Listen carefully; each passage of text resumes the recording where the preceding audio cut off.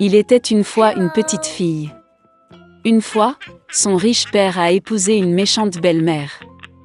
Elle s'est installée dans la maison avec ses 2 filles. Ils étaient beaux et blancs de visage, mais mauvais et cruels de cœur. Et puis vint un moment difficile pour la pauvre fille. Du matin jusqu'à tard dans la soirée, ils l'ont forcée à faire du sale boulot, porter de l'eau, chauffer la cuisinière, cuire les aliments, laver la vaisselle et faire la lessive. Et en plus, les demi-sœurs ont fait de leur mieux pour la contrarier autant que possible. Elles se sont moquées d'elle, ont versé des pois et du blé dans les cendres, et elle a dû s'asseoir et les cueillir. Le soir, quand elle était fatiguée du travail, elle devait se coucher non pas dans son lit, mais par terre, à côté du poêle. Et parce qu'elle était toujours dans la cendre, la poussière et la saleté, ses sœurs l'appelaient Cendrillon. Mais il arriva un jour que le roi commença une fête, qui devait durer 3 jours entiers, et convoqua toutes les belles filles du pays à la fête pour que son fils puisse choisir une épouse pour lui-même. Quand les 2 sœurs nommées ont appris qu'elles aussi pouvaient venir à la fête, elles ont immédiatement commencé à s'habiller et à se lisser. Cendrillon voulait aussi aller danser, mais sa belle-mère ne l'a pas lâchée, car elle n'avait ni robe ni chaussures et elle était sale. Et puis la méchante belle-mère a versé un bol de blé dans les cendres, et a dit que si Cendrillon le ramassait en 2 heures, alors elle pourrait aller avec ses sœurs. Cendrillon est sortie dans le jardin, et a pleuré. Et puis 2 colombes blanches ont volé, suivies par tout un troupeau d'oiseaux différents. Ils se sont jetés sur les cendres et ont commencé à picorer, ils ont donc choisi tous les grains dans un bol. En moins d'1 heure, ils ont terminé leur travail et tout le monde est rentré. Cendrillon a apporté un bol à sa belle-mère, a commencé à se réjouir, pensant qu'elle pourrait aller à la fête. Mais sa belle-mère ne voulait pas la laisser entrer de toute façon. Elle tourna le dos à Cendrillon et se précipita avec ses 2 filles au bal. Quand il ne restait plus personne à la maison, Cendrillon s'assit par terre et pleura de chagrin. Et puis 2 colombes blanches ont volé, suivies par tout un troupeau d'oiseaux différents, et ils ont jeté leurs robes et leurs chaussures, brillantes et tout en or. Elle a rapidement mis cette robe et est venue vers la mariée. Ils ont vu ses demi-sœurs et sa belle-mère et ont pensé que ce devait être une étrange princesse, elle était si belle dans sa robe dorée. Il ne leur est jamais venu à l'esprit que c'était Cendrillon. Le prince est venu à sa rencontre, lui a pris la main, et ils ont commencé à danser. Et il aimait tellement Cendrillon qu'il ne voulait danser avec aucune autre fille. Elle a dansé jusqu'au soir et a voulu rentrer chez elle, mais le prince lui a demandé de la voir partir. Il voulait savoir de qui il s'agissait et où elle vit. Mais Cendrillon s'est enfuie de lui et est montée sur le pigeonnier. Le prince a ordonné de détruire le pigeonnier, mais il n'y avait personne dedans. Et nulle part près il ne pouvait trouver son bel inconnu. Personne n'aurait pu deviner que Cendrillon a été sauvée par des pigeons qui l'ont ramenée chez elle. Le prince était bouleversé et alla au palais la tête baissée. Et soudain, il a vu une chaussure, l'a soulevée, elle était si petite et élégante et tout d'or pur. Le prince a deviné que lorsque Cendrillon s'est enfuie de lui, la chaussure de son pied gauche est restée sur l'une des marches. Le prince était ravi et a ordonné de trouver la maîtresse de cette chaussure, et à qui elle convient, il épousera celle-là.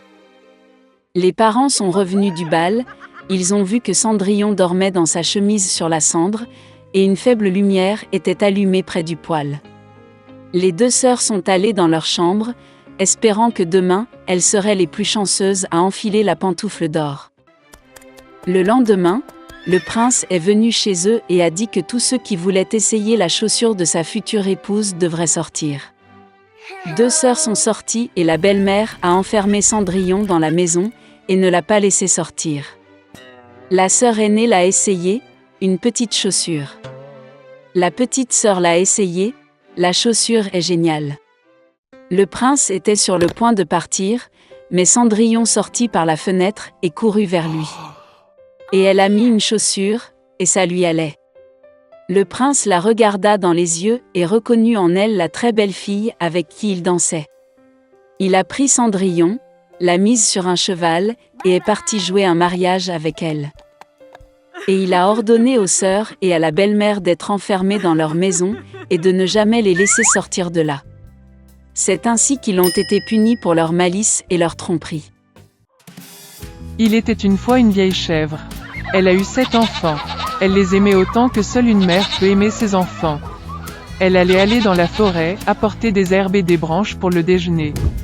Elle a appelé tous ses enfants et les a avertis d'avoir peur du loup maléfique. Il fait souvent semblant, mais vous pouvez immédiatement le reconnaître à sa voix grossière et à ses pattes noires. Les petits-enfants ont tout compris et ont assuré à leur mère qu'ils seraient très prudents. La vieille chèvre partit tranquillement. Peu de temps s'est écoulé. Soudain, quelqu'un a frappé à la porte et a crié d'une voix grossière que les enfants devraient immédiatement l'ouvrir. Mais les enfants de la voix rugueuse ont réalisé que c'était un loup. Ils ont répondu que ce n'était pas la voix de la mère, sa voix était gentille et fine, et cette voix était très impolie, ce qui veut dire que c'était un loup. Puis le loup est allé chez le marchand et s'est acheté un grand morceau de craie. Il en a mangé et sa voix s'est affaiblie. Il est revenu, a frappé à la porte et a demandé d'une voix mince aux enfants de l'ouvrir. Le loup a posé sa patte sur la fenêtre et attend. Et les enfants l'ont vu et ont répondu que les pattes de la mère n'étaient pas noires, mais blanches, ce qui signifie que c'était un loup. Puis le loup a couru à la boulangerie et a demandé de lui donner de la pâte. Le loup a oint sa patte avec la pâte. Le méchant s'est approché de la porte pour la 3e fois, a posé sa patte blanche sur la fenêtre et a frappé. Ils ont vu les enfants que la pâte était blanche et ont pensé que c'était leur mère. Ils ont ouvert la porte, mais il y avait un loup devant eux. Ils ont eu peur et ont commencé à se disperser dans toutes les directions. Un enfant a sauté sous la table, un autre sur le lit, le 3e sur la cuisinière, le 4e dans la cuisine, le 5e dans le placard, le 6e sous l'évier et le 7e s'est caché dans l'horloge du grand-père. Mais le loup les trouva tous, ouvrit ses mâchoires et avala un à un. Une seule chose qu'il n'a pas trouvée, le plus jeune, qui s'est caché dans l'horloge. Après avoir mangé à sa faim, le loup est parti. Il s'allongea sur une prairie verte sous un arbre et s'endormit. Bientôt, une vieille chèvre rentra de la forêt. Oh, qu'est-ce qu'elle a vu là-bas? La porte était grande ouverte. La table, les chaises, les bancs ont été renversés, le lavabo a été cassé, les oreillers et les couvertures ont été jetés du lit. Elle a commencé à chercher ses enfants, mais elle n'a pu les trouver nulle part. Je les ai appelés par leur nom, mais personne n'a répondu. Elle s'approcha de l'horloge, et en réponse, il y eut une voix mince du plus jeune enfant.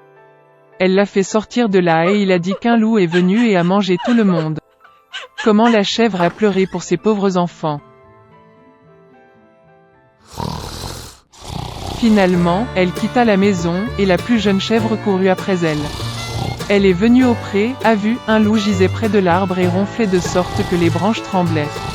Elle le regarda de tous côtés et vit que dans son ventre gonflé quelque chose bougeait et pataugeait. Elle a deviné que c'étaient ses enfants et était très heureuse qu'ils soient toujours en vie.